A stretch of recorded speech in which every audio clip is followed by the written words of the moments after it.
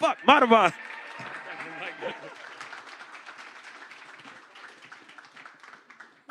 Good morning, everybody. Welcome. We had a few minutes of the clicker not working.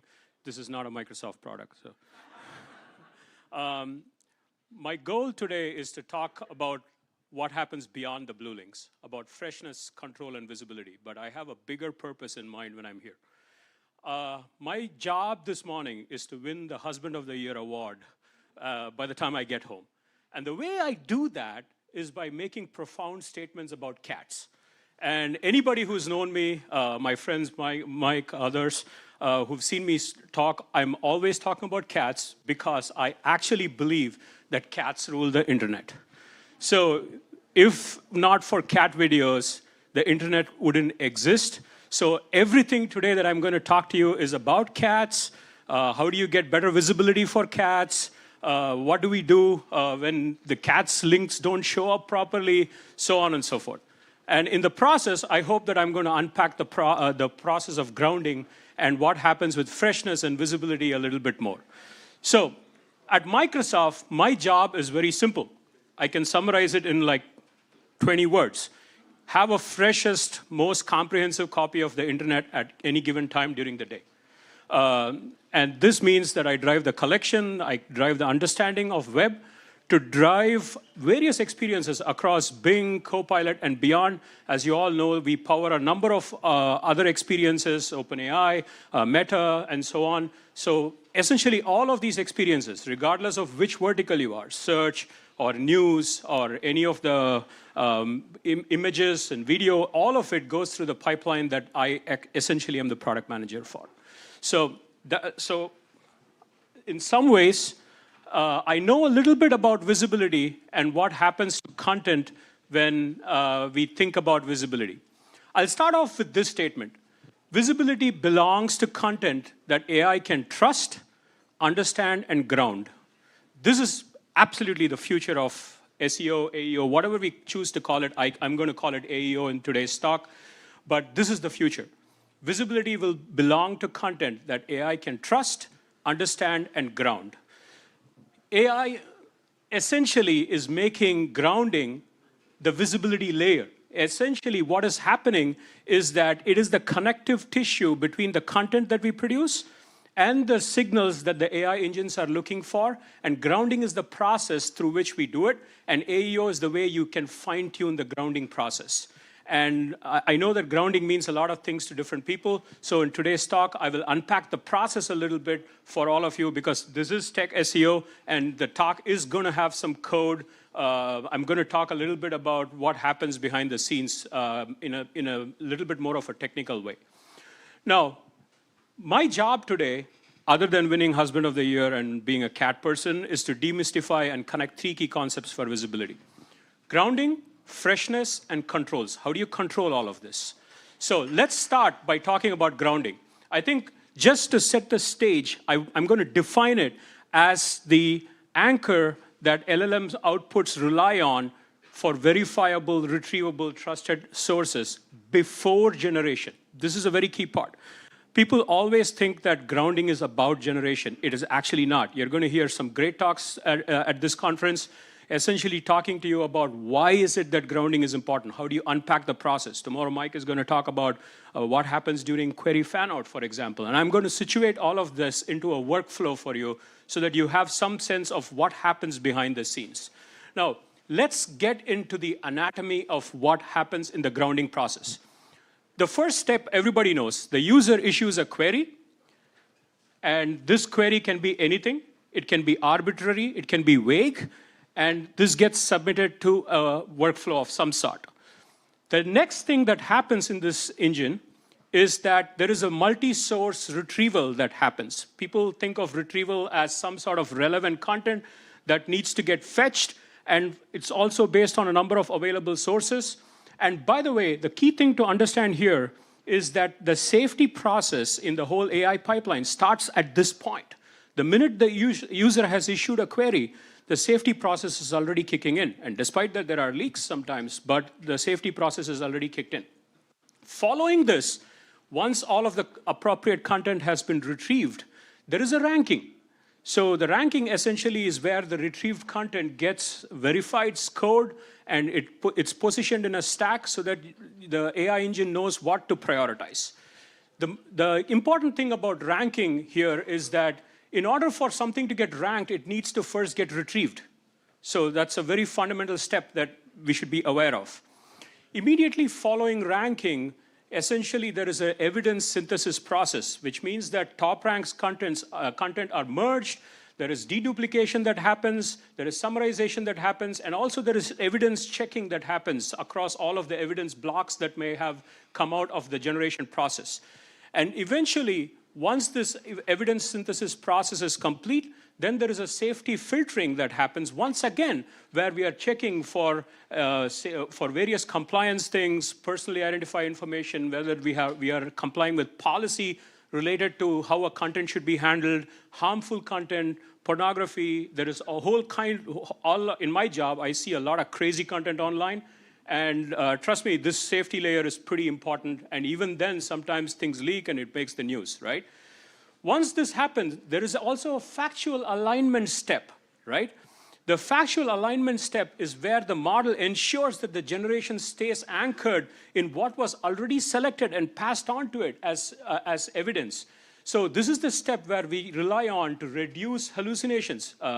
Some people call it fabrication, some people call it hallucination. The term hallucination is loosely used, but it has a lot of implications for what actually shows up on the screen when people are looking for certain answers, right? And then there is context integration that happens. By the way, personalization has started happening all throughout this process. Even retrieval is in some part based on personalization.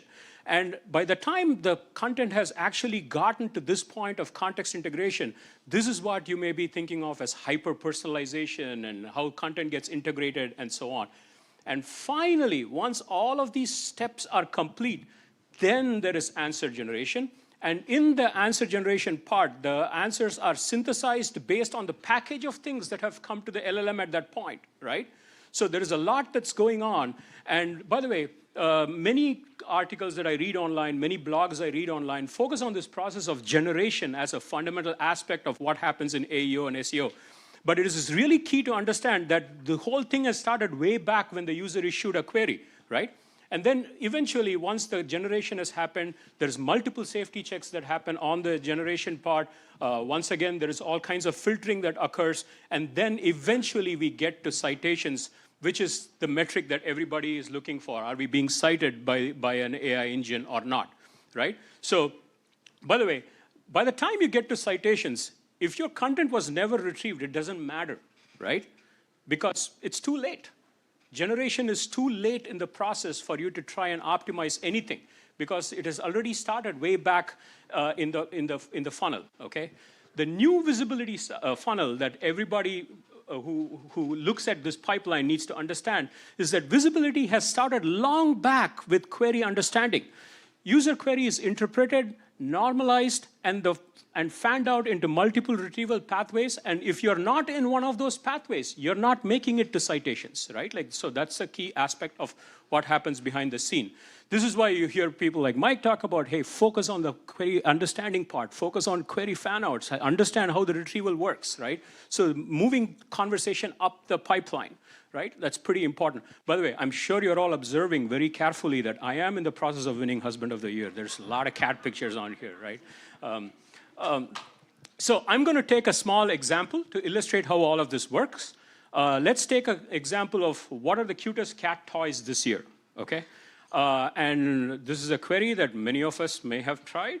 I try it all the time because this is like one of my benchmark queries that by the way, this is only for illustrative purposes. I'm skimming over a lot of detail as what happens. And by the way, the process is also cyclical, okay?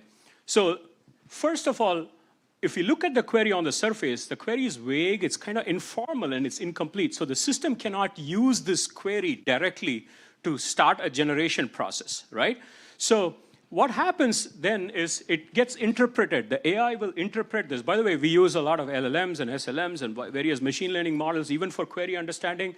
Immediately, the system is saying, OK, this is a topic about cat toys. And the attribute that I'm looking for is new toys. And therefore, I need to retrieve freshness-sensitive content, which means if your content is not fresh, it's not making it, right? The outcome that the user is desiring is potentially some sort of a recommendation on what cat toy to buy, right? And the tone is, of course, it's cats. How can it be negative, right? So it's all fun and positive. So visibility has already started here. If your content is not matching an intent over here, if it's not in one of those attribute zones, then the content already has started to sort of take a hit on what happens in the retrieval process, right? So if your content does not match the interpreted intent, it is likely never even considered, okay? So the process is already started over here. The next stage is there is a whole bunch of query normalization that happens. AI will rewrite the query into a clean, explicit form that it can use to actually generate, right? Like it's eventually getting into a prompt. So the kinds of query normalization that you might see are latest cat toys for 2025. Because I said this year is kind of vague. What is this year, right? And then it also reframes the query into like maybe what are the new releases this year and top trending toys. The first selection bar, only content aligned with the normalized intent is usually retrieved at this point, right? Like it's the first cut that happens. The next cut is this query expansion. There are amazing tools, and you're going to hear about a lot of this in this conference. The system generates multiple retrieval paths. These retrieval paths, this query expansion is commonly referred to as fan-out. And there are multiple types of fan-out that happens. There are semantic fan-outs, there are keyword fan-outs, schema-based fan-outs, and so on, right? All of them, each of the pathway is competing to find your content. You just need to optimize for it and understand what happens behind the scene. Here's an example of how that might look. So what are the cutest cat toys this year? There is semantic trending cat toys, keyword. You can see the examples over here. And by the way, I also want to emphasize that structured data actually plays a very critical role. Yeah, that was totally not set up. I did not get paid for that. So you can see that at some point, the schema actually helps fine-tune the kinds of things that the query is trying to figure out, right? So structured data does play a role. It's a critical aspect, so there's a lot of debate about where does schema play a role. Schema is essentially a steering function, right? Like, so it's clear data that the AI engine can use to say, okay, I understand because somebody has tagged it appropriately for me, right? So please consider using schemas, which are actually helpful. And then there is an attribute that happens, and then it's category-based, entity-based expansion. By the way, these are just some of the query expansion fan-out types. There are numerous other ones. And if you are trying to fine-tune your engine, query fan-out is the place where you want to fine-tune, right? Like if you are in one of those query fan-out pathways, and you actually are ranked very well as part of multiple retrieval streams, then your content has a better chance of being more visible. Now, I pointed out that this is the process, the simplified kind of pipeline that we go through. But all of the steps that I've outlined are happening between steps 1 and 2, right? So essentially, the visibility part has started almost instantaneously after the user has issued a query. So do not wait for optimizations downstream in the pipeline for you to figure out when to optimize and how to optimize. Use the tools to understand query fan-out, understand how queries are getting normalized so that you can start optimizing super early in the pipeline. Okay, now, one of the key ways in which you can actually drive your content up in visibility is by mixing freshness, authenticity, and semantic richness. Content that is modular, multi-intent. I'm sure you know why I'm saying multi-intent. You want to figure out multiple retrieval pathways. So because they're all intent-based pathways, you now want your content to be figuring in multiple pathways for intent. So making sure that the content is structured and crawlable helps with grounding. If we cannot find your content, if your content is blocked, yes, that essentially means that there is no visibility, right? So focusing on these 3 things is pretty important. Now, in terms of freshness, authenticity and semantic richness. I've laid out, usually I'm not a big fan of creating very dense tables, right? But this is tech SEO. So what I have here is mapping which aspect plays what role in the pipeline, right? For example, freshness plays a role in retrieval, it plays a role in ranking, it plays a role in evidence synthesis, and also, by the way, in context understanding, right? And authenticity, again, plays a role in ranking and safety alignment and so on. Safety filtering happens, and factual alignment. Semantic richness plays a role in query understanding, in retrieval, and evidence synthesis. So when we say focus on freshness, authenticity, and semantic richness, you can see that I am trying to essentially optimize this so that visibility starts early, right? So if you're not optimizing on freshness or authenticity or semantic richness, chances that you'll find visibility is very low, right? So now, content freshness drives SEO visibility to an extent that I cannot even overemphasize enough, right? So if your information is stale, grounding will probably not select it, no matter how well written your content is, okay? You can focus on the grammar, but please think of freshness as an imperative for you. And this is particularly key in the context of all the product announcements that happen during the holiday season. Ads are very much tuned to this, regardless of which vertical you're looking for. News, essentially, again, content freshness is super critical. So please think of this as a very key part of what you do. Now, freshness is about super fast detection of new content, content with meaningful change, and deleted content. I've said this numerous times, pretty much in every talk that I give, that this aspect of freshness is pretty important, right? And the problem with freshness is that inefficiency in crawling affects content freshness to a really great degree.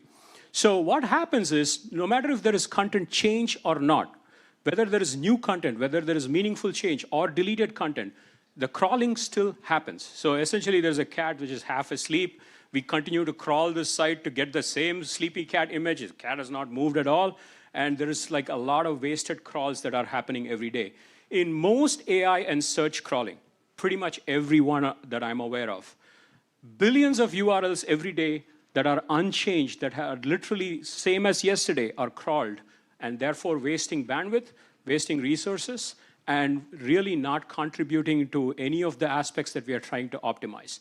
The way you get around this is to try and balance crawl efficiency with content freshness, right? This is a big challenge, especially for long tail and low signal sites. And this dance is super hard to figure out, and this is my daily job, by the way, right? Like, so trying to figure this out is the key to what I do on a daily basis. Crawl efficiency, please think of it as meaningful crawls at scale. Focus on new, updated, and deleted pages. And meaningful update essentially means changes to primary text, images, schema. I again said the word schema. Yeah, thank you. I was just playing to her. Images, videos, and of course, outlinks, right? So crawl efficiency is super critical. So please think about it. How is your site actually crawl efficient, right? And this is a metric that you may want to track. In the whole pipeline, IndexNow is a huge asset for all of you because it drives AEO visibility. It's a smarter way to reduce crawl loads, increase efficiency, and also significantly enhance content freshness. In general, when you put out a site, you have to wait for the crawler to come to your site, eventually maybe getting your content and putting it into the stack for retrieval, right? IndexNow is an open protocol that essentially allows for rapid information retrieval from your site to the crawling engine, right? You just send a simple signal to the crawler, and you can take control of the whole crawling engine with no wait times. Most of the time, it's super fast. In terms of SLAs, we see extremely fast retrieval of the content and going into the pipeline. Most of the time, of course, we make some crawl decisions as part of this.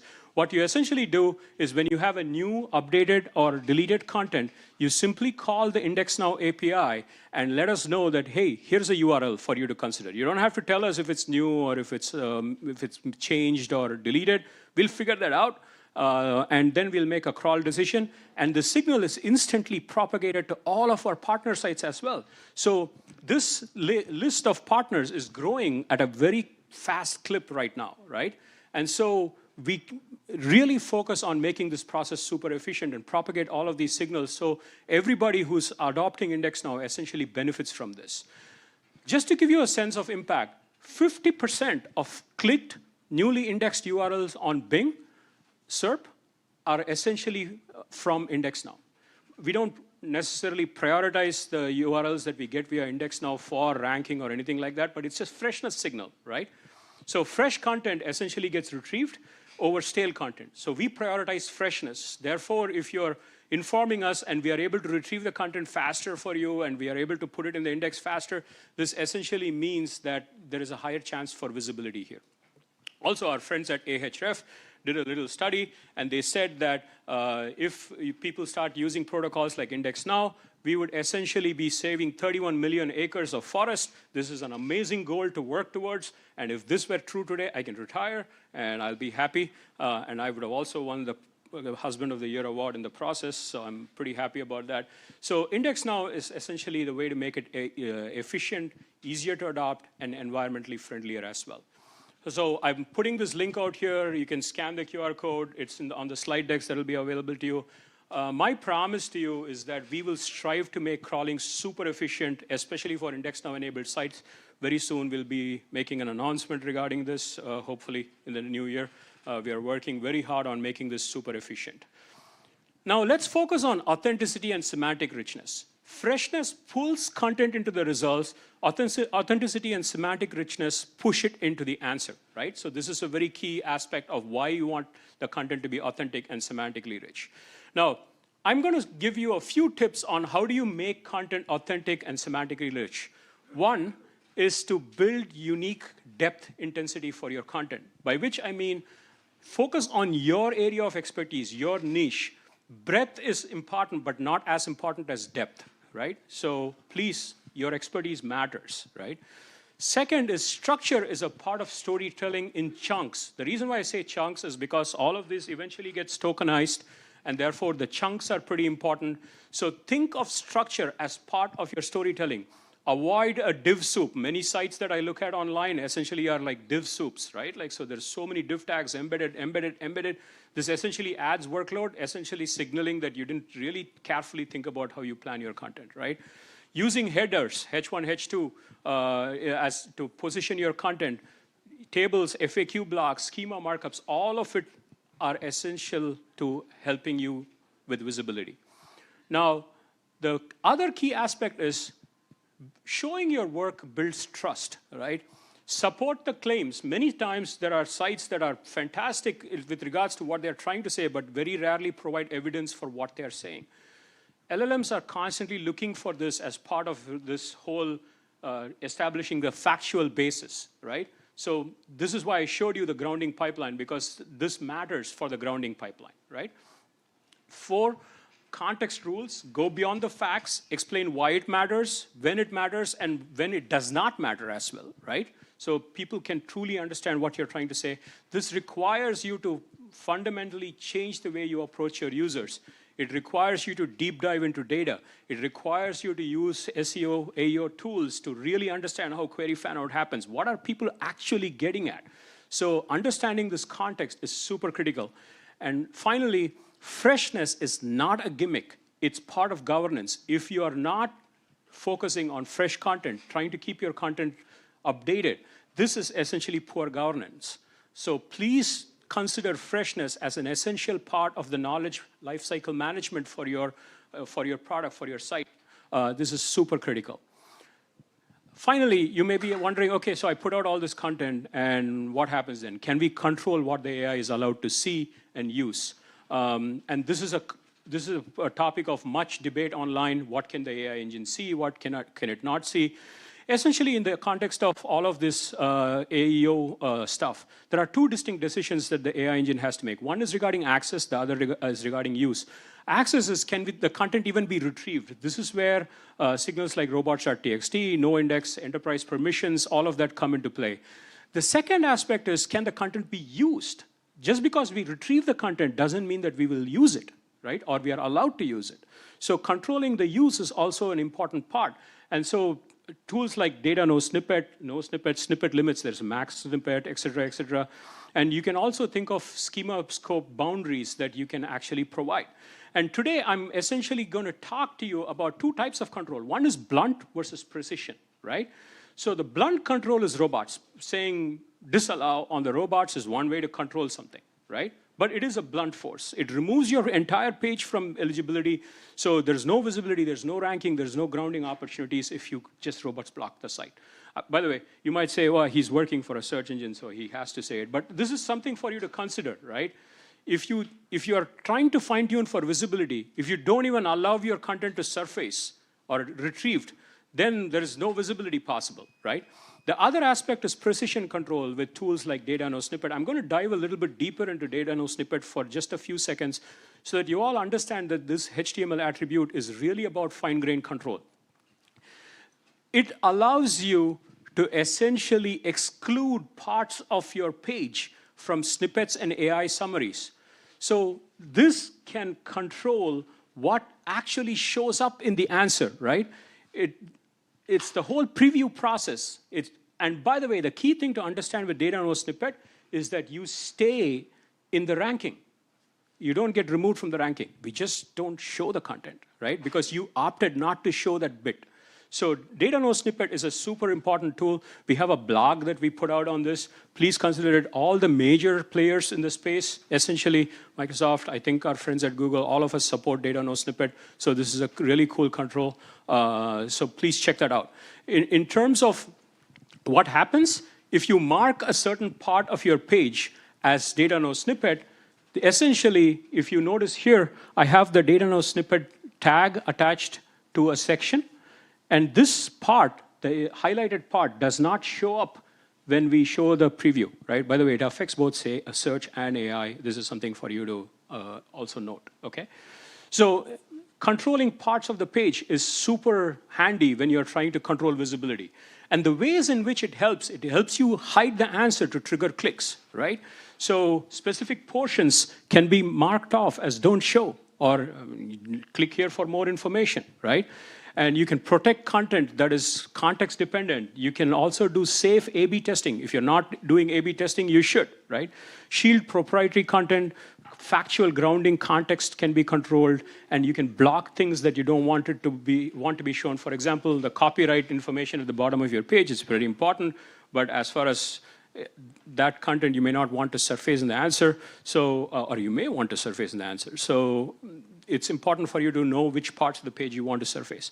And finally, you can reduce noise and ambiguous blocks in your content. So this data no snippet is a super cool control that you should consider on how you control visibility.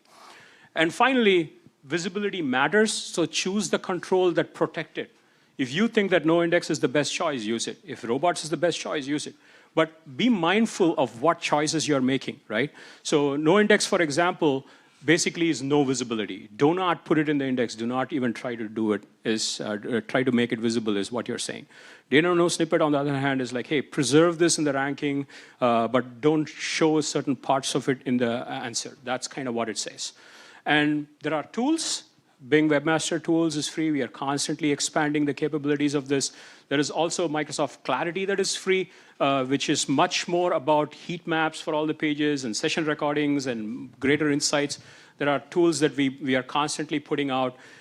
Freshness, authentic, semantically rich content combined with precision controls is how you control visibility, okay? So the key here is to let the AI engine stay curious, balanced, and graceful. And there is a lot of tools available. Please make use of them. One final plug. Almost all of the images that I showed you today were generated using MAI Image 1 with Bing Image Creator. So if you're interested in these images or creating these types of images, it's available for free. Go check it out. So thank you. Hold on. I got a question for you. Okay, first of all, amazing, as always.